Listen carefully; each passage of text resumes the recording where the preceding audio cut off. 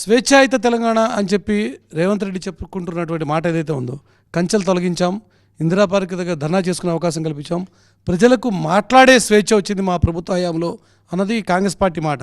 మీకు అలా అనిపించట్లేదా? ఈరోజు ఎన్ని వ్యక్తుల మీద, సంస్థల మీద నిర్బంధం పెడుతారో నాకు తెలుసు. అనేక మంది ఎంతమందిని బ్లాక్ మార్కెట్ చేస్తారో నాకు తెలుసు.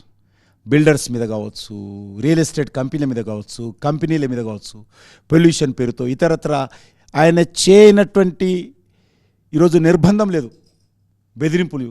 ఇది సంఖ్యలు తెంచినట్ట లేకపోతే కంచెలు తెంచినట్ట? వీరు రాకముందే రాష్ట్ర హైకోర్టే ఇందిరా పార్క్ దగ్గర ధర్నా చేసుకునే అవకాశం కల్పించింది. కేసీఆర్ దాన్ని నిర్బంధంలో పెడితే హైకోర్టు తొలగించింది. కాబట్టి కొత్తగా ఈయన చేసింది ఏం లేదు. ఈరోజు ఈయన ఉంటే అక్కడ కూడా ఆ కంచె తొలగించేవాడు కాదు. ఎక్కడ?